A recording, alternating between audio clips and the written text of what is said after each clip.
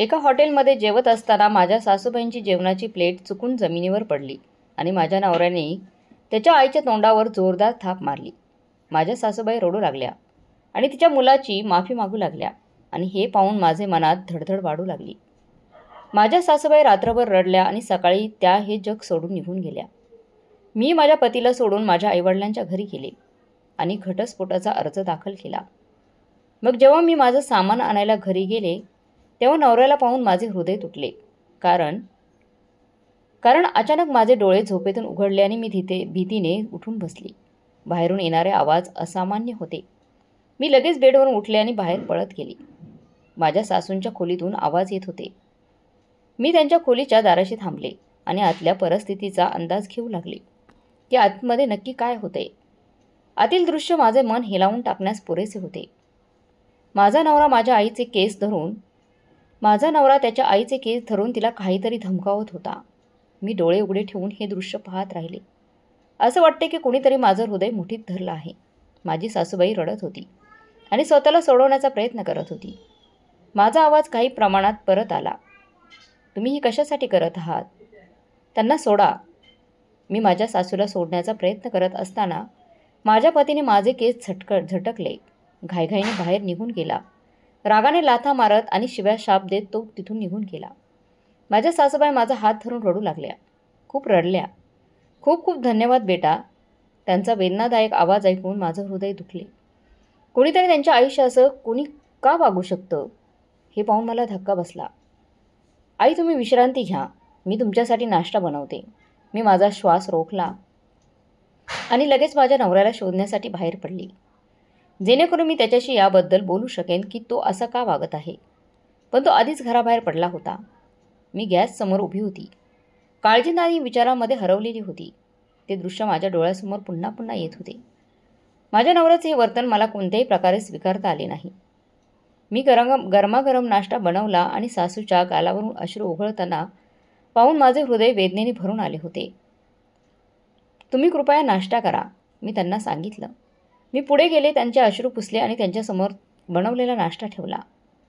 त्या शांतपणे एकामागून एक घास तोंडात घालू लागल्या. मी पटकन उठले आणि बाहेर आले, कारण माझ्या डोळ्यांतून अश्रू वाहू लागले होते.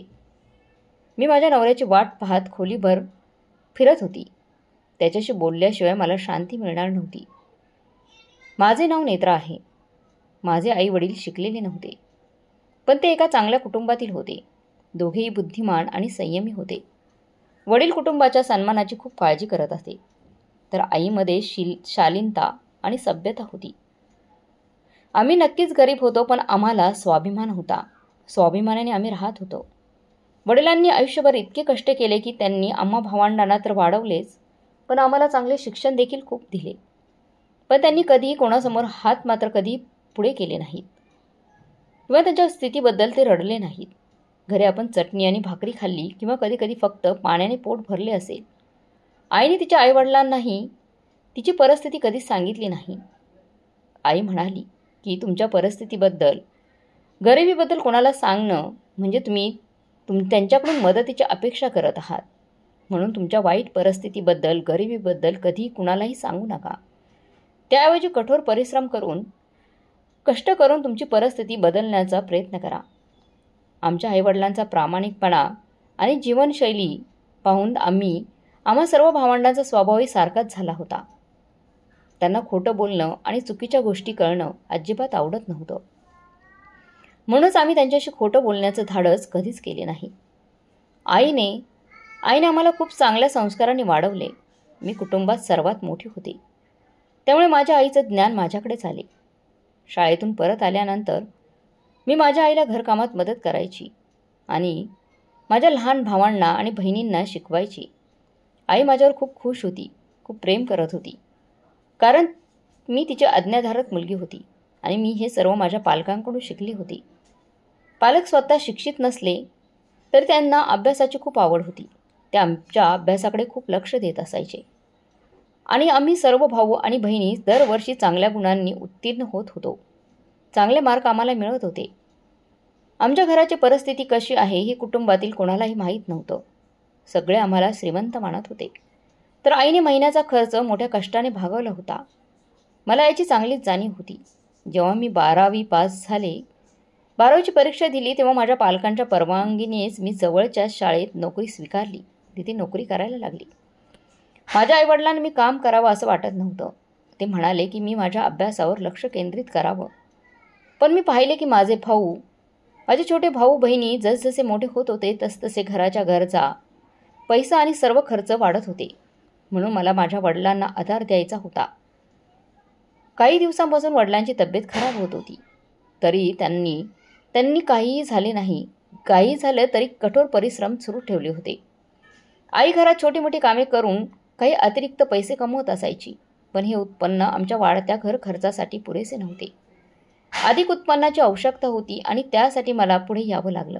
कारण माझा भाऊ कुटुंबात सर्वात लहान होता. सध्या त्यांच्याकडून ही जबाबदारी घेण्याची अपेक्षा करता येत नव्हती. मी ठरवलं की मी स्वतःला माझ्या आईवडिलांचा मुलगा म्हणून सिद्ध करेन. माझा आग्रह पाहून माझ्या पालकांनी मला परवानगी दिली. माझा पगार फारसा चांगला नव्हता, पण तो काहीच नसण्यापेक्षा चांगला होता. त्या पगारातून मी घरातील काही अतिरिक्त गरजा पूर्ण करू शकत होते. जेव्हा मी माझा पहिला पगार माझ्या वडिलांना देण्याचा प्रयत्न केला, तेव्हा त्यांनी स्पष्टपणे नकार दिला. ते म्हणाले की ते त्यांच्या मुलीचे पैसे हातात घेऊ शकत नाही. आईने तेच सांगितलं. ती म्हणाली की तू हे पैसे तुझ्या लग्नासाठी साठवून ठेव. तुला चांगला हुंडा देण्यासाठी आमच्याकडे पुरेसे पैसे नाहीत. तू तुझ्या इच्छेनुसार तुझ्या आवश्यक वस्तू घेऊ शकते. मी काही पैसे एका समितीमध्ये ठेवले आणि उरलेले पैसे अतिरिक्त घरगुती खर्चावर खर्च केले. माझ्या पालकांना घरगुती बाबींमध्ये मदत करण्याचा हा माझा छोटासा प्रयत्न होता. मी अनेकदा माझ्या भावंडांच्या इच्छा पूर्ण करायची आणि घरासाठी काही गरज किंवा साहित्य असल्यास मी माझ्या धाकट्या भावाला ते आणायला सांगायची. मी माझ्या वडिलांना पाठिंबा देत आहे याचा मला आनंद होत होता. मी माझा अभ्यास अपूर्ण सोडला नाही, तर नोकरीसोबत माझं शिक्षणही चालू ठेवले. माझा पगार वाढावा म्हणून शिक्षण पूर्ण केल्यानंतर चांगल्या शाळेत नोकरीसाठी अर्ज करण्याचा माझा हेतू होता. मी BA पूर्ण केल्यावर ती नोकरी सोडून दुसऱ्या शाळेत नोकरी स्वीकारली. ही शाळा मागील शाळेपेक्षा थोडी चांगली होती आणि तिथे शिकण्याच्या अनेक संधी देखील होत्या. शिवाय पगारही चांगला होता. मी शाळेत असताना माझ्या स्वतःच्या कामात लक्ष घालत असे, कारण मी खूप मेहनती होते आणि लवकरच मी मुख्याध्यापकांच्या लक्षात आले. त्यांना माझ्या कामाचं खूप कौतुक वाटलं. विद्यार्थी मनापासून माझा विषय अभ्यासायचे आणि चांगले गुण मिळवायचे. म्हणून शाळेने मला लवकर बढती दिली आणि माझा पगारही वाढवला आणि रात्री माझा अभ्यास चालू ठेवला. माझी कोणाशी फारशी मैत्री नव्हती आणि मी माझ्याच जगात आनंदी होते. तुम्ही दिवसभर कामात व्यस्त राहता का, की काही खाता पिता की नाही? मी उन्हात बसून शाळेतील मुलांच्या पेपर तपासत होते. मग मला माझ्या मागे एक पुरुष आवाज ऐकू आला आणि मी थक्क झाले आणि आजूबाजूला पाहिले. तिथे एक तरुण उभा होता जो माझ्याकडे पाहून हसत होता. मी त्याला ओळखत नव्हते. मी इथे बसू शकतो का? जेव्हा त्याने जवळच ठेवलेल्या खुर्चीकडे बोट दाखवले, तेव्हा मी डोके फिरवले आणि आश्चर्याने पाहिले. सर्व शिक्षक आजूबाजूला बसून त्यांच्या कामात व्यस्त होते. मी गोंधळून विचारले आणि तो हलकेच हसला. तुम्ही मला ओळखत नाही. माझे नाव विराज आहे. आज माझ्या शाळेत काम करण्याचा 3रा दिवस आहे. तो खोडकरपणे बोलला तेव्हा मला धक्काच बसला. काही दिवसांपूर्वीच एक शिक्षिका शाळेतून निघून गेली होती. कदाचित तो तिच्या जागी आला असेल, मला माहीत नाही. मी हळूच म्हणाले आणि त्याला बसण्याचा इशारा केला. तो माझ्यापासून काही अंतरावर बसला. मी पुन्हा माझ्या प्रती तपासण्यात व्यस्त झाले. पण कदाचित त्याला फक्त बोलायला आवडायचे. कामाच्या दरम्यान तो सतत बोलत राहिला आणि स्वतःबद्दल सर्व काही सांगत राहिला. तो त्याच्या कुटुंबातील एकुलता एक मुलगा होता, तर त्याची आजारी आई त्याच्यावर अवलंबून होती. त्याच्या वडिलांचेही काही काळापूर्वी निधन झाले. तो म्हणाला की ही शाळा त्याचे लक्ष नाही, तर भविष्यात त्याला धार्मिक संस्थेत जायचं आहे. मी शांतपणे त्याचे बोलणं ऐकत राहिली. मला त्याच्यात किंवा त्याच्या बोलण्यात विशेष रस नव्हता. उलट मला काळजी वाटत होती की माझे काम उशिरा होत आहे. मला अजून 2ऱ्या वर्गाच्या प्रती तपासायच्या होत्या. मी त्याच्या बोलण्याकडे शांतपणे मान हलवत राहिली आणि माझ्या कामात व्यस्त राहिले. मी 2-3 वर्षांपासून काम करत होते. आई आणि बाबा माझ्या लग्नाची काळजी करत होते, पण मी लग्नासाठी अजिबात तयार नव्हते आणि मला फक्त माझ्या लहान भावांना आणि बहिणींना त्यांच्या अभ्यासात मदत करायची होती आणि त्यांना चांगले शिक्षण द्यायचे होते. मी माझं शिक्षण पूर्ण केलं होतं. माझी बहीण आता कॉलेजमध्ये होती आणि जर मी लग्न केलं असतं तर मला माझी नोकरी सोडावी लागली असती आणि मी माझ्या भावा बहिणींना कसा आधार दिला असता मग? आई आणि बाबा मला दररोज समजावून सांगण्याचा प्रयत्न करायचे की मुलींना जास्त काळ घरी ठेवता येत नाही. कारण जसजसं तुम्ही मोठं होत होता तसे तुम्हाला चांगले नातेसंबंध सापडत नाहीत. आई आणि बाबांच्या नजरेत काही नाती होती, पण मला ते अजिबात आवडले नाहीत. कारण मुलं शिकलेली नव्हती आणि त्यांच्याकडे चांगली नोकरीही नव्हती. गरीब कुटुंबातून प्रस्ताव आणण्यापूर्वी लोक अनेकदा विचार करतात की जे येतात ते या उद्देशाने येतात की मी आयुष्यभर काम करेन आणि त्या मुलाचा आणि त्यांच्या कुटुंबाचा आधार बनेन. जर मला आधारच व्हायचं होते तर मी माझ्या पालकांचा आधार का बनले नाही? लग्नानंतर ती तिच्या सासरच्या लोकांसाठी आधार का बनेल? मी अशा व्यक्तीच्या शोधात होते जो माझ्याशी प्रामाणिक असेल आणि ज्याला माझ्या नोकरीची गरज नसेल. जेव्हा मी माझा मुद्दा बाबांना समजावून सांगितला तेव्हा त्यांना समजलं. माझ्या संमतीशिवाय त्यांना जबरदस्तीने काहीही करायचं नव्हतं. एके दिवशी मी शाळेतून घरी परतले तेव्हा घरात काही विचित्रच हालचाल सुरू होतं. काय झाले आई? काही खास पाहुणे येणार आहेत का? स्वयंपाकघरात जेवणाचे खास पदार्थ दिसले तेव्हा मी विचारलं. हो, नातेवाईक तुला भेटायला येत आहेत. आईचं म्हणणं ऐकल्यानंतर मला आश्चर्य वाटले की आता हे नातेवाईक कोण आहेत? जरी मी माझ्या आईला माझ्या निवडीबद्दल आधीच सांगितले होते. आई, मी तुला सांगितलं होतं की मला लग्न करायचं नाही आहे इतक्यात. आज मी शाळेतून खूप थकून आली आहे आणि आता पाहुण्यांचा हा त्रास मला गोंधळात टाकू लागलाय. आई, मी माझ्या खोलीत जात आहे आणि पाहुण्यांसमोर येणार नाही. तू स्वतः त्याची काळजी घेशील. मी आईला सांगितले तेव्हा तिने आश्चर्याने तोंड उघडून माझ्याकडे पाहतच राहिली. पण यावेळी तुझ्या पसंतीचा प्रस्ताव आला आहे. तुला अजूनही काही आक्षेप आहेत का? आईने जे काही सांगितले ते ऐकून मला धक्काच बसला.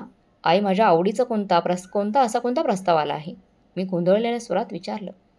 तुमच्या शाळेतील सहाय्यक शिक्षकाचे नाव विराज आहे. आज त्याची आई माझ्याशी फोनवर बोलली. त्याला तू आवडायला लागली आहेस आणि तो तुझ्याशी लग्न करू इच्छितो. आजकाल तो एका चांगल्या कंपनीत काम करतो. जेव्हा आईने मला संपूर्ण कहाणी सांगितली तेव्हा मी थक्क झाले आणि तिच्याकडे पाहू लागले. विराज, तो आमच्या शाळेत फक्त 2-3 महिन्यांपर्यंत काम करत होता. त्याला नोकरी सोडून 1 वर्षापेक्षा जास्त काळ झाला होता आणि आता त्याला माझी आठवण येत होती. पण आई, आमच्यात असं काही नाही आहे. मी कोणत्याही कारणाशिवाय गुन्हेगारासारखं झाले. आई काय विचार करत असेल हे मला माहीत नाही. मी लगेच आईला स्पष्टीकरण दिले. हो, त्याच्या आईने मला सांगितले आहे की तुला याबद्दल काहीही माहिती नाही. जर तो सुशिक्षित आणि बुद्धिमान असेल आणि त्याची नोकरीही चांगली असेल तर आपल्याला या नात्याला काय आक्षेप असू शकतो? म्हणूनच आम्ही त्याला घरी बोलवले आणि पाहिले. जर आम्हाला ते योग्य वाटलं तर आम्ही निश्चितच हे प्रकरण पुढे नेऊ. आईने स्पष्ट गोष्ट केली. त्यामुळे मला हे प्रकरण समजले. मी शांतपणे माझ्या खोलीत आले. पण मी सतत विराजबद्दल विचार करत होते. मी त्याचं मन कधी जिंकले हे मला कळलंच नाही. त्याने कधीही त्याची आवड व्यक्त केली नाही आणि मी त्याकडे कधी लक्ष दिलं नव्हतं. तो काही काळ आमच्या शाळेत काम करत होता. त्याने 1-2दा माझ्याशी बोलण्याचा प्रयत्न केला, पण मी माझ्या कामात व्यस्त राहिली होती. कदाचित त्याला माझ्यातली ही गोष्ट आवडली असेल की मी त्याला महत्त्व दिलं नाही किंवा इतर कोणत्याही शिक्षकाशी मिसळली नाही. काहीही असो, आता माझ्या नशिबाचा निर्णय माझ्या आई-वडिलांच्या निर्णयावर अवलंबून होता. आईला विराजचा प्रस्ताव आवडला होता. त्याच्या मागे त्याच्या आईशिवाय कुणीही नव्हते. मला माझ्या सासरच्या लोकांबद्दल काहीच तक्रार नव्हती. पण विराजचा साधेपणा आई-वडिलांना खूप आवडला होता. तो खूप चांगला माणूस होता आणि एका चांगल्या कंपनीत तो काम करत होता. माझ्या कामाबद्दलही वडिलांनी त्याच्याशी मन मोकळेपणाने बोलले होते. माझं काम करायचं की नाही याचा पूर्ण अधिकार त्यांनी मला दिला होता. त्याच्या बोलण्याने आई आणि वडील दोघेही प्रभावित झाले. तो दिसायला खूपच देखणा होता आणि त्याची आई खूप निरागस आणि साधी स्वभावाची होती. आई आणि बाबांना या नात्याला काहीच आक्षेप नव्हता आणि त्यांनी माझ्यावर विराजला स्वीकारण्यासाठी दबाव आणायला सुरुवात केली. मलाही विराजवर काही आक्षेप नव्हता, पण आई-वडिलांना सोडून जाणं आणि माझ्या लहान भावंडांच्या जबाबदाऱ्यांपासून दूर जाणं मला मान्य नव्हतं. मी माझ्या पालकांना ते समजावून सांगण्याचा खूप प्रयत्न केला, पण शेवटी त्यांचं प्रेम आणि जबाबदारीची जाणीव मला खूप आवडली. त्यांच्या मुलीला आदराने आणि प्रेमाने निरोप देणं त्यांच्यासाठी सर्वात महत्त्वाचं होतं आणि मी माझ्या हट्टपणाने त्यांचा आनंद खराब करू इच्छित नव्हते. मी माझ्या इच्छा बाजूला ठेवल्या आणि माझ्या पालकांनी जे सांगितलं ते मान्य केलं आणि त्यांनी माझं नातं निश्चित केलं. मी माझ्या समितीचे पैसे वाचवले होते, त्यामुळे लग्नाची तयारी सुरू झाली. लग्नाची जबाबदारी योग्यरित्या पार पडता यावी म्हणून वडिलांनी त्यांच्या काही मित्रांकडून कर्जही घेतले.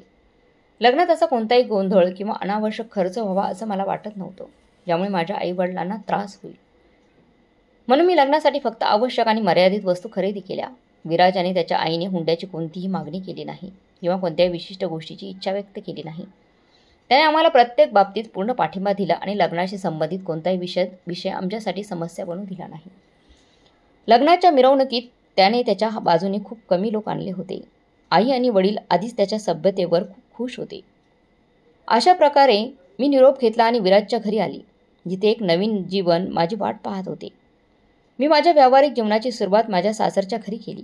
लग्नाच्या काही काळापूर्वी मी माझ्या शाळेची नोकरी सोडली होती. मला माझ्या घरावर लक्ष केंद्रित करायचे होते आणि जेव्हा कामाची गरजच नव्हती तेव्हा मी अनावश्यक घाई का करावी. माझ्या सासूबाई माझ्याशी खूप चांगल्या प्रकारे वागत होत्या आणि विराजचेही वागणेही खूप प्रेमळ होतं. त्याने पहिल्याच दिवशी माझ्याबद्दलची त्याची आवड व्यक्त केली. तो म्हणाला की त्याला मी पहिल्याच नजरेत आवडली होती, पण त्याने कधी माझ्याबद्दल त्याची आवड व्यक्त केली नाही, कारण त्याला समजले होते की मी अशा प्रकारची मुलगी नाही जी कोणाच्याही प्रभावाखाली येईल. म्हणून त्याने ठरवले की जेव्हा जेव्हा लग्नाची संधी मिळेल तेव्हा तो त्याच्या आईला प्रस्ताव पाठवेल आणि त्याने तेच केलं होतं. माझ्या नवऱ्याकडून जेव्हा मी ऐकलं की त्याला मी आवडते, मी इतकी आनंदित होते की मी माझा आनंद आवरू शकले नाही. त्याने मला मिळवण्यासाठी एक योग्य आणि आदरणीय मार्ग निवडला हे मला खूप आवडलं होतं. जर मला त्याला माझ्याशी मैत्री हवी असती किंवा त्याने थेट आपली आवड व्यक्त केली असती तर कदाचित मी त्याला संधी दिली नसती आणि आमची प्रेमकथा अपूर्ण राहिली असती. पण त्याने ज्या पद्धतीने भावना व्यक्त केल्या त्यामुळे मात्र मी प्रभावित झाले. माझ्या लग्नाला फक्त 1 आठवडा झाला होता तेव्हा मी माझ्या नवऱ्याला माझ्या आईवर हात उचलताना पहिल्यांदा पाहिलं. हे दृश्य माझ्यासाठी अगदी असह्य होतं. मी कधीच कल्पना केली नव्हती की विराज अशा प्रकारचा माणूस असू शकतो जो त्याच्या आईवर हात उचलेल. मला धक्का बसला आणि काय करावं काय कळलं नव्हतं.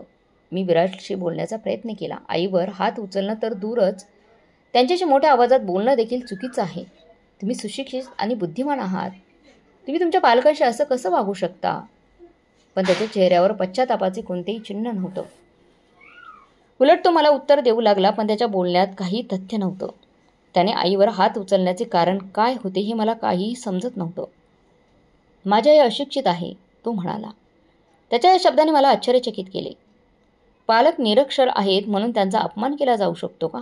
माझे स्वतःचे आईवडीलही फारसे शिक्षित नव्हते, पण त्यांनी मला जीवनाचा मार्ग आणि शहाणपण शिकवलं होतं. पालकांचा अनुभव आणि त्याग हे त्यांचे सर्वात मोठं शिक्षण आहे. मी इच्छा असूनही त्याला हे समजावून सांगू शकली नाही. कदाचित त्याला त्याची चूक कळेल. मी त्याला समजावून सांगण्याची जबाबदारी घेतली आणि त्याला सांगितलं की पुन्हा कधीही आईवर हात उचलू. त्याला त्याच्या आईचं महत्त्व आणि तिचा दर्जा कळायला पाहिजे. मी त्याला उदाहरणं देऊन ते समजावून सांगितले आणि देवाच्या क्रोधाने त्याला घाबरवले त्याला. त्याने पुन्हा हे करावे असं मला वाटत नव्हतं. या घटनेनंतर माझा विराजबद्दलचा आदर कमी झाला होता.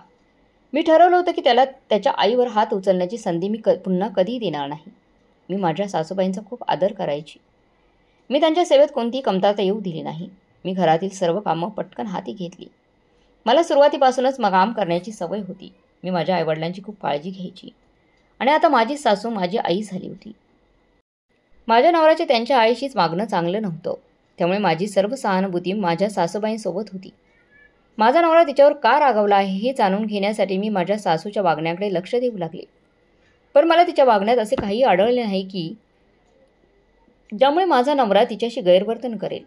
जेव्हा जेव्हा मला संधी मिळायची तेव्हा मी विराजला ते समजावून सांगायची. कालांतराने त्याचे वर्तन थोडे सुधारले. आता तो त्याच्या आईशी खूप कमी बोलत असे आणि जेव्हा तो तिच्याशी बोलत नसे तेव्हा भांडण्याची गरज नव्हती. मी त्याला मनापासून माफ करू शकली नाही. जेव्हा जेव्हा मला तो सीन आठवायचा तेव्हा तो माझ्यापासून दूर राहावा असं मला वाटत असायचं. पण मग मला तो क्षण विसरावा लागेल. शेवटी तो माझा नवरा होता आणि मी आमच्या नात्यापासून कसं दूर जाऊ शकत होती. मी अजून माझ्या पालकांनाही सांगितलं नव्हतं की तो असा आहे म्हणून. मला माझ्या नवऱ्याबद्दलच्या वाईट गोष्टी सर्वांसमोर सांगायच्या नव्हत्या आणि म्हणूनच मी माझ्या पतीची ही मोठी चूक शांतपणे आणि संयमाने सहन केली होती आणि घरात आनंदी वातावरण राखण्याचा प्रयत्न करत राहिले. पण माझे सर्व प्रयत्न व्यर्थ गेले. मी म्हणाले, आई तुम्ही पण आमच्यासोबत या आणि चहा घ्या. मी चहाचा कप उचलला आणि माझ्या सासूबाईंच्या खोलीत गेली आणि त्या उदास बसलेल्या आढळल्या. त्या थोड्याच वेळात आल्या आणि विराज आज खूप चांगल्या मूडमध्ये होता. तो आनंदाने बोलत होता. आज तो त्याच्या आईशी चांगले वागतोय याचं मला समाधान होतं. सासूबाई म्हणाली, देवाने तुला लवकर मूल देवो अशी मी प्रार्थना करते. तुमच्या लग्नाला 9 महिने झाले आहेत, पण अजून कोणतीही चांगली बातमी मिळालेली नाही. माझ्या सासूबाईंकडून हे ऐकल्यानंतर मी संकोचले आणि विराज मात्र खूप रागवला. आई, हे काय आहे? तू त्याच जुन्या असंवेदनशील गोष्टी का बोलत आहे? आम्ही अजून मुले होण्याचा विचार केलेला नाही, तो उद्धटपणे बोलला. खरं तर त्याला स्वतःला सध्या मूल नको होतं. म्हणूनच त्याला त्याच्या आईने सांगितलेल्या गोष्टीबद्दल खूप वाईट वाटले, राग आला. माझ्या नातवंडांना माझ्या मांडीवर जेवू घालण्याची मला खूप इच्छा आहे रे. तुम्ही लोक विचार करा, मुलं कोणाला आवडत नाहीत. मी त्याच्याशी सहमत झाले. मलाही तेच हवं होतं. पण तो या बाबतीत खूप हट्टी होता. त्याला आधी त्याचं आयुष्य स्थिर व्हावं असं वाटत होतं. माझ्या सासूबाई मला आशीर्वाद देऊ लागल्या. मग मात्र विराज चिडून बोलला, तुमच्या प्रार्थना तुमच्याकडेच ठेवा. तुम्ही स्वतःसाठी प्रार्थना केली तर बरं होईल. गप्प बस, तुम्ही का वादळ घालत आहात. मी विराजला थांबण्याचा प्रयत्न केला, कारण मला हे प्रकरण पुढे जाऊ द्यायचं नव्हतं. माझ्या सासूबाई म्हणाल्या, जेव्हा तुम्हाला स्वतःची मुलं असतील तेव्हा तुम्हाला आईचं महत्त्व समजेल. पालक आपल्या मुलांसाठी किती सहन करतात. यावर विराजला राग आला आणि त्याने त्याच्या आईवर हल्ला केला. तू माझ्यासाठी काय केलंय, तो रागाने ओरडला.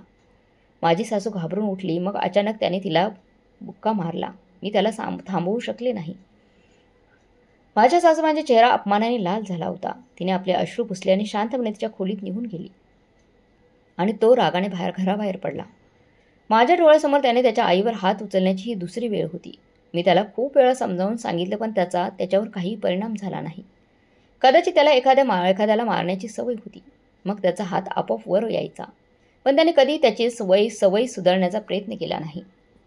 मला खूप लाज वाटली. मी ठरवलं होते की यावेळी मी विराजशी शांतपणे बोलणार नाही, पण त्याला स्पष्ट सांगेन की मी हे सगळं सहन करू शकत नाही. जर मी या प्रकरणात गप्प बसले असते तर मी स्वतःही दोषी ठरले असते. तो घरी आला तेव्हा त्याचा राग शांत झाला होता. जेवण वाढा, मला खूप भूक लागली, तो म्हणाला. त्याच्या वागण्यावरून असं वाटत होतं की जणू काही घडलंच नाही. मी जेवण गरम केलं आणि त्याच्या समोर आणून ठेवलं. तुम्ही पण या. आणि मला शांत बसलेलं पाहून तो म्हणाला, तू का जेवत नाहीयेस. मी म्हणाले, मला भूक नाहीये. मी माझ्या सासूला आधी जेवू घातलं होतं. त्यांची अवस्था पाहून मला खूप वाईट वाटत होतं. ती रडत असताना, उचके येत असताना जेवण करत होती. ती म्हणत होती, बघ मुलगा तिने 2 वेळचं जेवण देतो तेव्हा तिचा कसा अपमान करतो. ती तक्रार करत होती आणि रडत होती. त्याची सामना करण्याची माझी हिंमत नव्हती, पण त्यांनी जेवल्याशिवाय मला झोप कशी येऊ शकते. मी हात जोडून माझ्या पतीच्या वागण्याबद्दल त्यांची माफी मागितली होती. त्यांनी मला आशीर्वाद दिला आणि मी भांडी गोळा केली आणि तिथून निघाले. आईच्या खोलीत जाऊन माफी मागण्याऐवजी त्यांनी जेवण मागवलं आणि ते आस्वाद घेत होता.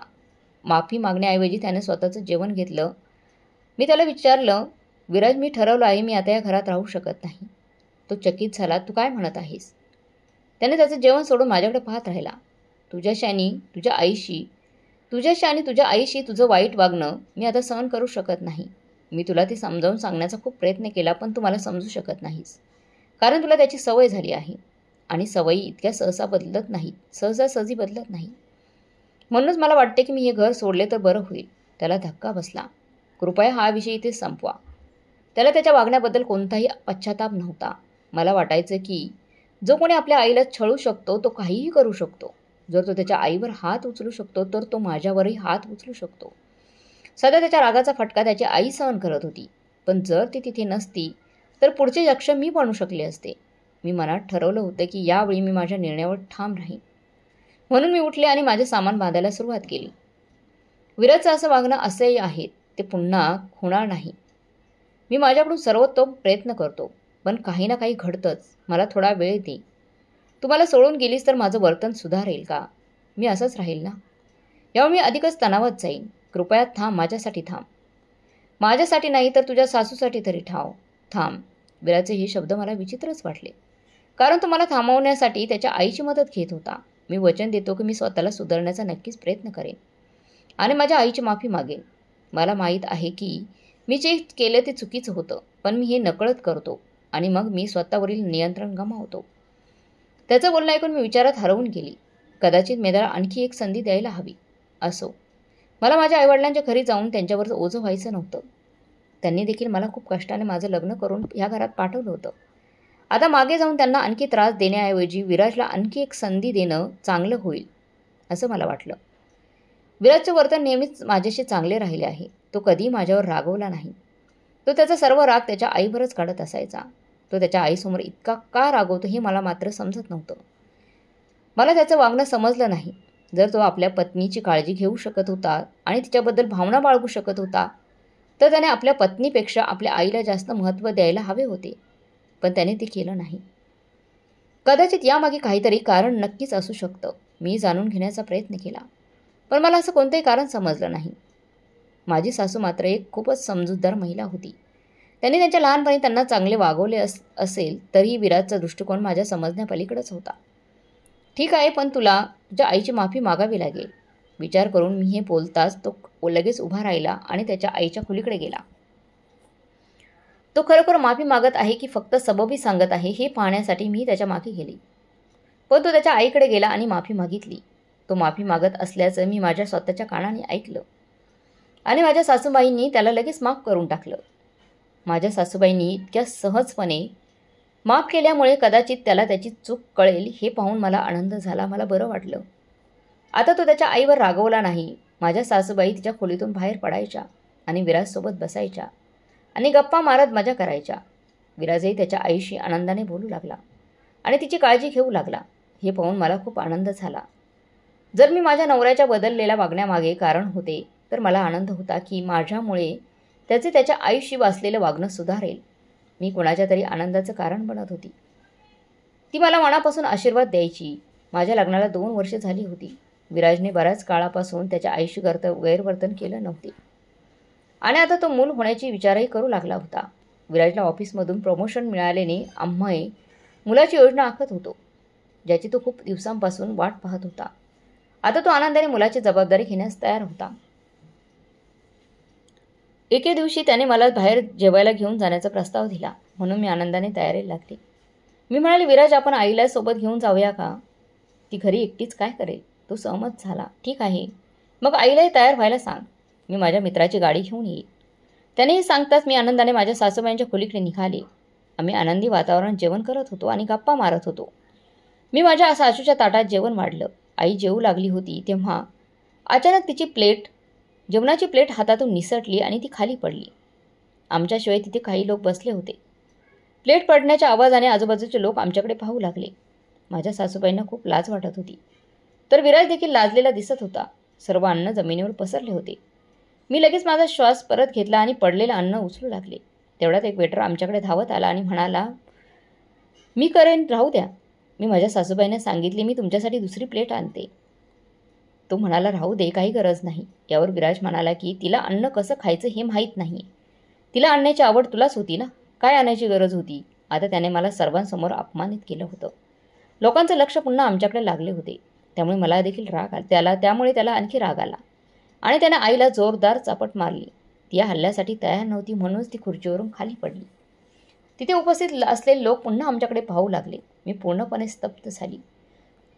त्याची अवस्था पाहून मला त्याच्याबद्दल खूप वाईट वाटले आणि विराजवर तर खूप राग आला. तू हे करायला नको होतंस. तुला तुझ्या आईची काळजी नाही का? मी रागाने आणि हळू आवाजात म्हणाली. पण विराजच्या डोळ्यात फक्त जोश आणि असभ्यता होती. माईला माहीत होते की त्याचे कृत्य देवाच्या दृष्टीने एक मोठं पाप आहे आणि एके दिवशी त्याला त्याचं निश्चितच हिशोब द्यावा लागेल. आम्ही लवकर जेवण उरकलं आणि घरी परतलो. मी आतल्या आत रडत राहिली. माझ्या सासूला माझ्या नवऱ्याच्या अत्याचारापासून वाचवू शकले नाही. विराजच्या वागण्याने आणि त्याच्या उदासीनतेने मला खूप त्रास झाला होता. त्याची चूक इतकी मोठी नव्हती की कोणी त्याच्या आईशी कसं वागू शकेल. पण त्याच्या रागाने आणि क्रूर वागण्याने तो कधी बदलणार नाही हे दाखवून दिलं होतं. तो कधी त्याच्या आईचा आदर आणि सन्मान करणार नाही. माझ्या मनात दुःख होतं, पण मला माहीत होतं की त्याचे विचार कधीही बदलणार नाहीत. तो त्याच्या आईला अशिक्षित म्हणायचा तर स्वतः सर्वात मोठा अज्ञानी होता. त्याला त्याच्या आईपेक्षा आजूबाजूच्या लोकांची जास्त काळजी होती. घरी पोहोचताच माझ्या सासूबाई तिच्या पलंगावर झोपल्या. माझ्या हृदयात एक विचित्र तुटण्याची भावना निर्माण झाली. मी अशा व्यक्तीसोबत कसं राहू शकते, जो केवळ त्याच्या आईचा शत्रूच नव्हता तर मला नैतिक आधार नसलेल्या विचारसरणीत बांधून ठेवत होता. मला रात्रभर झोप येत नव्हती. एक विचित्र अस्वस्थता होती. संध्याकाळची घटना रात्रभर माझ्या मनात घुमत राहिली.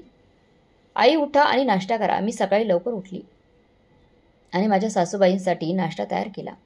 खरं तर काल रात्री झालेल्या लाजिरवाण्या भावनांपासून मला मुक्ती मिळवायची होती. आई, उठा. माझ्या सासूबाईंना हालचाल न करता पाहून मी पुन्हा हाक मारली, पण तिच्या शरीरात काही हालचाल नव्हती.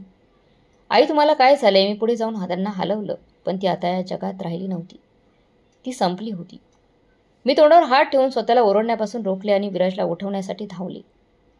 माझ्या सासूबाईंनी तिच्या मुलाकडून झालेला हा अपमान सहन झाला नाही आणि त्या कायमच्या जगाचा निरोप घेऊन निघून गेल्या होत्या. माझं हृदय खूप अस्वस्थ झालं होतं. मी त्यांची माफी मागू शकली नाही.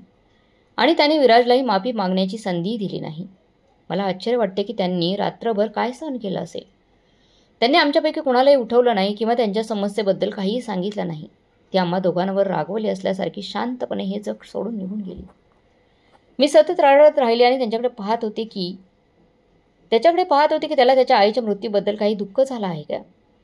पण ते पाहून मला आश्चर्य वाटले. त्याच्या चेहऱ्यावर ना कोणतीही चिंता होती ना कोणतेही भाव. आईसाठी त्याच्या डोळ्यातून एकही अश्रू आला नाही. मी सतत अश्रू ढाळत असताना अशा क्रूर व्यक्तीसोबत राहणं मला आता स्वीकारायचं नव्हतं. माझ्या सासूबाईंच्या अंत्यसंस्कार आणि इतर विधीनंतर मी जेव्हा हे माझ्या आईला सांगितलं तेव्हा तिने माझ्याकडे आश्चर्याने पाहिले. बेटा, विराजला तुझी गरज आहे. तू त्याला या स्थितीत कसं सोडू शकते. नाही आई, त्याला माझी गरज नाही. त्याला कुणाचीही गरज नाही. तेवढंच पुरेसं आहे. तेव्हा मी माझ्या आईला सांगितले तेव्हा तिला आश्चर्य वाटले. मी आजपर्यंत आईला काही सांगितलं नव्हतं. माझं सांगितलेलं गांभीर्य पाहून आई मला तिच्यासोबत घेऊन आली. घरी आल्यानंतर मी आई वडिलांना त्याच्याबद्दल सर्व काही सांगितलं की तो त्याच्या आईवर हात कसा उचलायचा आणि याच कारणामुळे त्याची आई वारली. हे सर्व ऐकून आई आणि वडील आश्चर्यचकित झाले. एक मुलगा आपल्या आईवर हात उचलू शकतो यावर त्यांना विश्वास ठेवणं कठीण होत होतं. ती कोणत्या अपमानास्पद परिस्थितीत हे जग सोडून गेली. माझ्या आईला हे ऐकून खूप वाईट वाटले. पण आता दुःखी होऊन काय साध्य होणार. माझ्या मनावरचा हा भारही हलका होत नव्हता. मला त्याला समजावता आले असते तर बरं झालं असतं. त्याला थांबवू शकले असते. मी माझ्या परीने प्रयत्न केले. ते स्वीकारायला तयार नव्हता. आता मी माझ्या आई वडिलांसोबत राहू लागले होते. मी त्याच्यासमोर घराबाहेर पडली. त्याने एकदाही मला थांबवण्याचा प्रयत्न केला नाही. कदाचित ती वेळ नव्हती, पण नंतरही त्याने संपर्क साधण्याचा प्रयत्न केला नाही किंवा तो घरी परतला नाही. मला विराजपेक्षा त्याच्या आईबद्दल जास्त दुःख वाटत होतं. म्हणून मी विराजबद्दल अजिबात विचार करत नव्हते. जेव्हा जेव्हा मी त्याच्याबद्दल विचार करत असे तेव्हा माझं हृदय एका विचित्र ओझ्याने दबून जायचे. माझ्या परिस्थितीपासून वाचवण्यासाठी मी स्वतःला कामात व्यस्त ठेवण्याचा प्रयत्न केला. तू विराजला पाठिंबा देशील की त्याला सोडून देशील. आईने मला विचारलं. तो खूप क्रूर आहे. जो त्याच्या आईशी एकनिष्ठ राहू शकत नाही तो माझ्याशी कसा एकनिष्ठ राहील. आता त्याची आई नाहीये. तो नक्कीच माझ्यावर हात उचलेल. मला त्याचा स्वभाव चांगला समजला होता. मी माझ्या पालकांशी याबद्दल स्पष्टपणे बोलली. त्यांनी माझ्यावर कोणताही दबाव आणला नाही. दबावाखाली ते मला पुन्हा त्याच्याकडे पाठवू इच्छित नव्हते. काळजीपूर्वक विचार करून निर्णय घे. तू इथे राहण्याचा आमचा काही आक्षेप नाही. तू आमच्यावर ओझं आहे असं समजू नको. आईचे हे वाक्य ऐकून माझ्या डोळ्यात पाणी आलं. मी त्याच दिवशी माझ्या आईसोबत आली होती. म्हणून माझ्यासोबत कोणतेही सामान आणू शकले नाही. काही दिवसांनी मी माझ्या महत्त्वाच्या वस्तू घेण्यासाठी विराजच्या घरी गेले. त्यावेळी तो घरी असेल की नाही हे मला माहीत नव्हतं. माझ्याकडे घराची एक अतिरिक्त चावी होती जी मी त्या दिवशी माझ्या पर्समध्ये ठेवली होती. मी ते घेऊन दरवाजा उघडला आणि आतमध्ये शिरले. वडिलांनी मला माझ्या धाकट्या भावासोबत पाठवले होते. तो ऑफिसमध्ये कधी असेल ही वेळ मी मुद्दाम निवडली. घरात एक विचित्र वास पसरत होता. कदाचित ते बऱ्याच दिवसांपासून स्वच्छ केले गेले नव्हते. मी माझ्या खोलीकडे गेले. माझ्यासमोर आलेल्या दृश्याने माझा श्वास रोखला. खोलीत एक प्रकारचा घाणेरडा वास आणि दुर्गंधी पसरली होती. मी आत गेले तेव्हा माझ्या पायाखालची जमीन सरकली. त्याची अवस्था पाहून असे वाटत होते की तो अनेक दिवसांपासून बेशुद्ध आहे. शरीरावर किडे रेंगाळत होते आणि डोळ्यात मृत्यूची भीती स्पष्ट दिसत होती. त्याच्या शरीरात अजूनही थोडा जीव शिल्लक होता आणि त्याची नजर दारावर खिळली होती. मला माहीत नाही की तो किती काळापासून अर्धांगवायूने ग्रस्त होता. त्याचे शरीर इतके कमकुवत झाले होते की त्याला ओळखणंही शक्य नव्हतं. माझ्या संपूर्ण शरीरात वेदनेची लाट पसरली. मी लगेच माझ्या धाकट्या भावाच्या डोळ्यावर हात ठेवला आणि त्याला बाहेर काढले. आतील दृश्य त्याला असह्य होत होते. त्याची अवस्था पाहून मी रडत आणि थरथरत्या हाताने माझ्या वडिलांना हाक मारली. ज्या माणसाने आपल्या आईला थाप मारलं, ज्याने मानवता, आदर आणि प्रतिष्ठा आपल्या आयुष्याचा भाग मानली नाही, आज तीच व्यक्ती वेदना आणि अपमानाचा बळी ठरली होती.